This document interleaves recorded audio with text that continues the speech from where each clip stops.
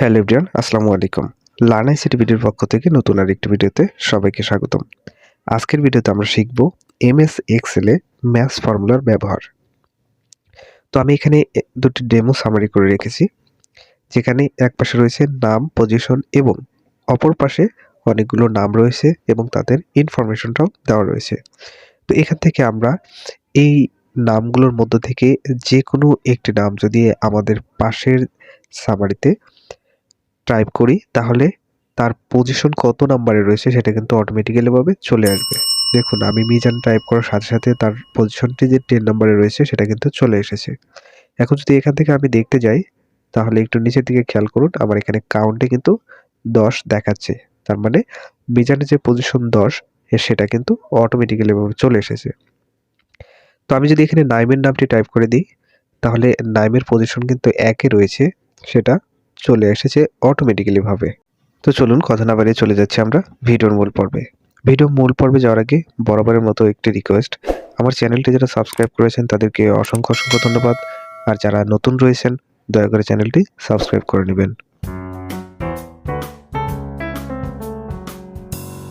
ভিডিওর শুরুতে আমি আমার ডেস্কটপ থেকে একটি এক্সেল ফাইল ওপেন করে নিব।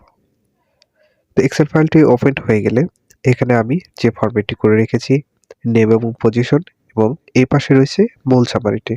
তো এখানে আমি যদি কোনো নাম টাইপ করি, তাহলে এইখানে তার পজিশনটা কিভাবে নিয়ে আসবো। তো শুরুতে আমরা কি করব, এই পজিশনের ঘরে কিবোর্ড থেকে একটি ইকুয়াল টু প্রেস করে দিব। ইকুয়াল টু প্রেস করার পরে আমরা এখানে টাইপ করে নিব MATCH। তো এখানে ম্যাথ যখন আমরা টাইপ করে নিব, তখন কিন্তু নিচে আমাদের ম্যাথ ফর্মুলাটি শো করবে। এটার উপর আমরা ডাবল ক্লিক করে ম্যাথ ফর্মুলাকে কল করে নিব। দেন এখানে সূত্রই কিন্তু আপনাকে বলে দিবে এখন আপনাকে কি কাজ করতে হবে, লুকআপ ভ্যালু। তো আমরা লুকআপ ভ্যালুটা সিলেক্ট করে দিব। আমরা যে ভ্যালুটা সিলেক্ট করে আমাদের পজিশনটা এখানে নিয়ে আসবো সেটা হচ্ছে আমাদের নাম, অবশ্যই। তার জন্য লুকআপ ভ্যালুটা সিলেক্ট করে দিয়ে কিবোর্ড থেকে একটি কমা প্রেস করে দিব। এখন আসুন, এখানে দেখাচ্ছে লুকআপ এরিয়া। তো অবশ্যই আমরা যে নামগুলো ধরে তাদের পজিশনটা নিয়ে আসবো সেটা হচ্ছে আমাদের লুকআপ এরিয়া। তো এখান থেকে আমি এই নামগুলো পুরো সিলেক্ট করে নিলাম। সিলেক্ট করার পরে আবারও কিবোর্ড থেকে একটি কমা প্রেস করে দিব। দেন আমরা কি করব, এই যে তিনটি অপশনের মাঝখান থেকে 0 এক ম্যাচ যেটা রয়েছে সেটা সিলেক্ট করে দিয়ে কিবোর্ড থেকে এন্টার প্রেস করে দিব। তো দেখুন, আমার কিন্তু নাইমের যে পজিশনটি রয়েছে 1 নম্বরে সেটা কিন্তু চলে এসেছে। তো এখন আসুন, আমি যদি এখান থেকে অন্য একটি নাম টাইপ করে নিই, তাহলে কি আসে দেখা যাক। তো আমি করিম লেখার সাথে সাথে কিন্তু আমার পজিশনে 12 শো করতেছে। তো যদি আমি এখান থেকে জামাল লিখে দিই, তাহলে 2 নাম্বার পজিশন শো করতেছে। তো আমরা যদি একটু লক্ষ্য করে দেখুন, এই যে এখানে কিন্তু জামালের পজিশনটা 2 তেই রয়েছে। এখান থেকে যদি আমি জাফর টাইপ করে দিই, তাহলে দেখুন এখানে 5 শো করতেছে। তো এখান থেকে আমাদের জাফরের পজিশনটাও কিন্তু 5 এ। নিচে থেকে একটু দেখেন, কাউন্ট চলে এসেছে 5।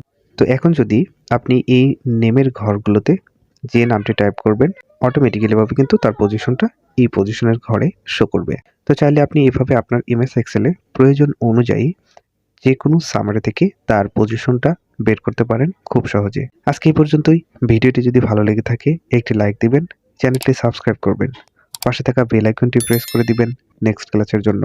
ধন্যবাদ সবাইকে। আসসালামু আলাইকুম।